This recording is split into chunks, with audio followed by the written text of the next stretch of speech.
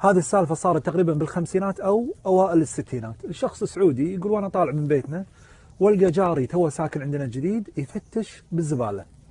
يقول رفيجنا هذا يومني شفت جاري يفتش بالزبالة وجاره كبير بالسن، يقول استحيت انه يشوفني ويستحي مني فخليته على هواه لين خلص. يوم خلص جيته. يقول بعد ما جيته قلت له عسى ما شرى يا جار، اشوفك تفتش بالزبالة، عسى ما عليك قصور ولا محتاج شيء، ترى انا جارك وتدلل باللي تبي. رد عليه الشايب قال له والله يا ولدي ماني محتاج شيء، لكن يا ولدي انا صارت علي سالفة بعدها حلفت قلت ما القى نعمة في الزبالة الا اخذها وانظفها واكرمها واحطها في المكان اللي يليق فيها. وبدأ الشايب يسولف يقول قبل فترة جتنا موجة جوع، يقول الكل تضرر منها، يقول أنا كنت أنا وزوجتي وبنتي وننتقل من مكان لمكان ندور بس لقمة العيش، وجينا أطراف مكة وأيضا مكة كان أهلها يعانون من الجوع. يقول كان عندي قطعة قماش كنت بس أحطها ذرة بس اللهم ننام أنا وزوجتي وبنتي تحته، وكل ما طلعت أدور أحد يستأجرني ولا أدور إني أعمل كذا إلا الناس كلهم عايشون قحط وجوع، ما حد قادر يوفر حق الثاني لقمة عيش، وكل يوم أرجع ما عندي شيء. ووصلنا 3 أيام وحنا في أطراف مكة وما حد فينا طب في بطنه شيء، لا أنا ولا زوجتي ولا بنتي. يقول بنتي عمرها 13 أو 14 سنة. يوم اشتد الجوع عليهم قال الشايب حق زوجته اسمعيني الموت جاينا أنا وانتي والبنت، خل نبيع البنت في سوق الجواري وهي تستفيد وتعيش وحنا نعيش من وراها. بكت الأم وانهارت ورفضت. قال الشايب علمتك اللي عندي. يوم أصبحوا ثاني يوم خذ بنته وراح وداها سوق الجواري كان على أطراف مكة. جيت وعرضت بنتي في سوق الجواري وما بلغتهم ان هذه بنتي، قلت هذه خادمة عندي. المهم جاء واحد ويشوفها عجبته قال كم تبيع، المهم اتفقوا على 12 ريال. يقول وافقت وخذيت 12 ريال وعطيته بنتي من غير اي وعي. يقول الجوع مأثر علينا واروح على طول سوق التمر واشتري تمر بريالين واخلي 10 ريال معي. يقول الريالين جابوا لي كمية كبيرة من التمر، خليت الصبي اللي موجود يشيل التمر وقلت له انا قدامك في السوق خليك وراي. يقول من زحمة الناس ويضيعني الصبي ويضيع معاه التمر. بعد ما ضاع الصبي والتمر قال خلني بشتري بالريالات الباقية تمر، فتش في مخباته ما لقى الريالات، أثاري ريالات راحت وبنته راحت والتمر راح. ويضيق صدر الشايب. يقول ضاق صدري ولا عرفت شو اسوي. يقول الحين انا ما عاد ابي لا اكل ولا بشيء، ابي بنتي بس.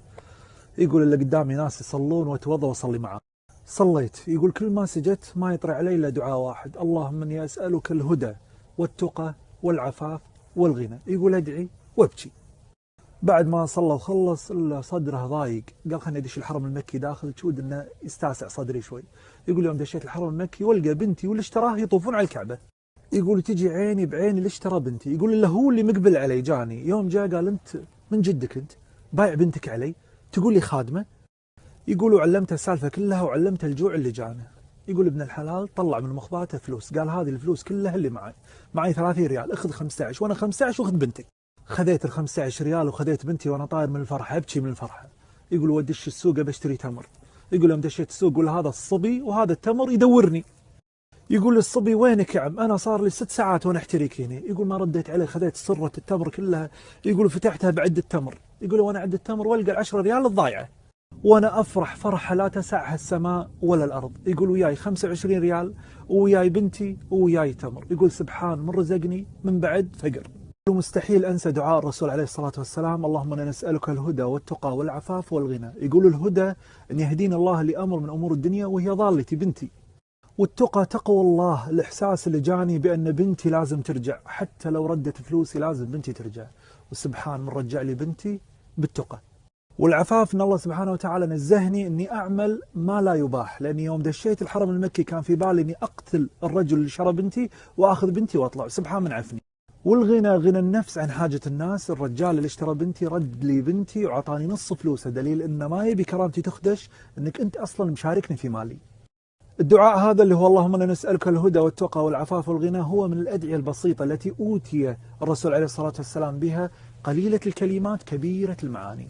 في وقت المصايب والأزمات لا تقول يو أنا ليه متى كذي، ليش أنا بروح اللي يحوشني كذي، لا، اختار من الأدعية هذه العظيمة وادعيها واترك الأمر عند الله سبحانه وتعالى.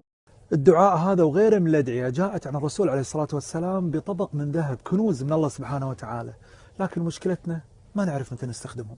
لا تتأفف ولا تفقد الأمل في الله سبحانه وتعالى. الله سبحانه وتعالى أعطانا أمور عظيمة، إحنا لو نبحث عنها شوي تنحل كثير من المشاكل. والسلام عليكم.